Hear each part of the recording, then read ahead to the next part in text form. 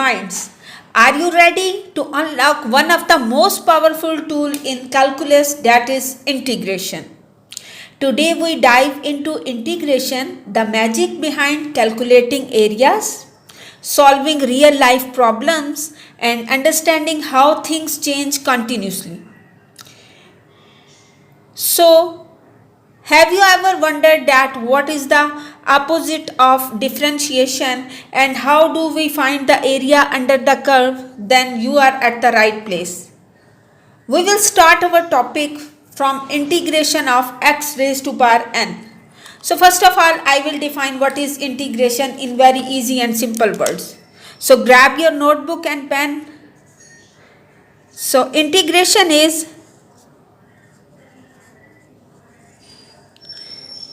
the reverse process of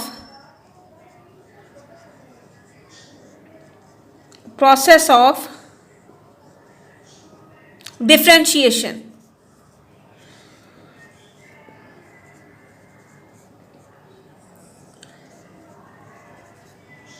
Now we will understand this as, if we have a function x raised to power n, then we will differentiate this. It will become n in the start, multiply by the power and subtract 1 from the power. It's mean x raised to power n minus 1. And now if we have a function xn, then how we will integrate this? Integrate mean add 1 to the power n plus 1, and the second step is divide by the new power, means n plus 1. So for differentiation there are 2 steps and for integration there are 2 steps. You have to remember this. First step is, in differentiation, multiply by power, and second step is subtract 1 from the power. And integration there are 2 steps. First step is add 1 to the power. You add 1 in the power, and the second step is divide by the new power. Divide by the new power. So now you can easily differentiate between differentiation and integration, that in differentiation we will multiply by the power in the start and then subtract 1 from the power, and in integration we just add 1 in the power and divide it by the new power. So this is the integration of xn. Now I will solve some examples to elaborate this concept.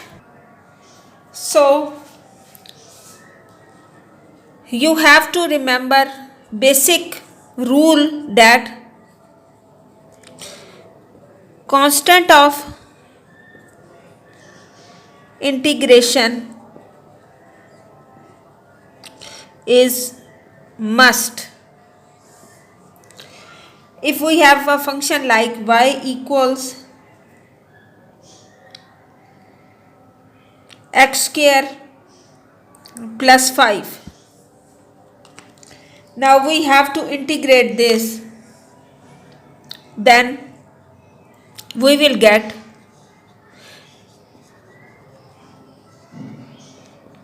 d of x plus 5. We use this sign of integration. Then we will get, write the general formula for differentiation, that is that for integration is integration of x raised to power n d of x, means x raised to power 1 is added in the power and divided by the new power plus c. Constant is must use. So this will become, we will solve this example and get x 2 plus 1 and divided by the new power 2 plus 1. And here we have x raised to power 0, 5 is taken as common, and we have x raised to power 0, so 0 plus 1 and 0 plus 1. And plus c is used as a constant. So 2 plus 1 becomes 3, so we get x cubed by 3 plus 5x plus c. So this will be the answer. Now we will solve another question. Many students ask that what is the difference between the indefinite integral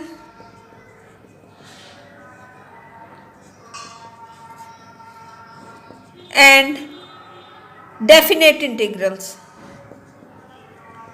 So I will give you a short trick to remember what is the difference between them. So definite integral will be that between two limits, upper limit and the lower limit, and in this integration we have two limits, and this is not necessary for us to find the constant. We will not write c in this and not write c in answer, constant of integration. And indefinite integral is that no limits, it has no limits, and c is used in answer. So this is the basic difference between indefinite integral and definite integral. So when limits are given, that will be definite, and if limits are not given, then it will be indefinite. So main concept is that how to solve the definite integrals. Then we have two limits, like lower limit is a and the upper limit is b, and we have function f of x. F of x is any function, you have to integrate that. So after integration, this will be f dash of x. So when you integrate, it will become f of x, and you will write the function and write the lower limit and the upper limit. Then in place of x, you will put the upper limit, and this function will become f of b, then minus lower limit f of a. Like suppose you have a function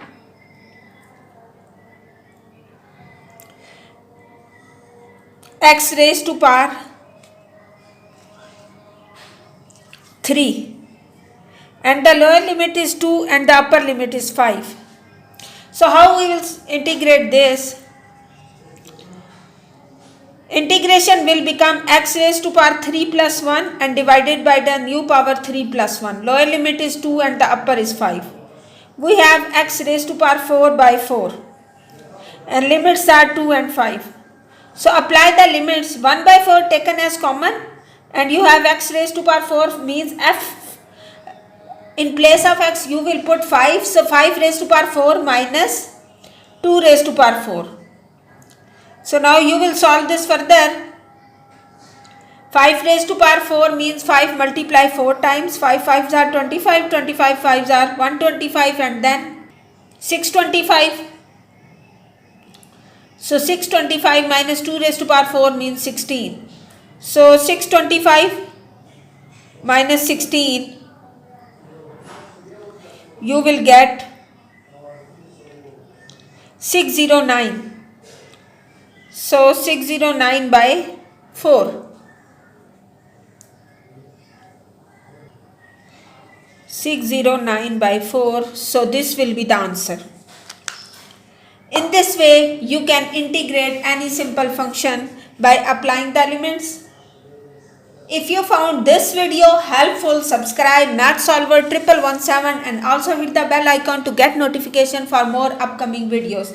In the next video, I will tell you how to find the area under the curve with the help of integration and that is the basic concept. And area under the x-axis, area under the y-axis, and area between two curves and lines. We will study these concepts in the next lecture. Stay tuned. Best of luck for your exam.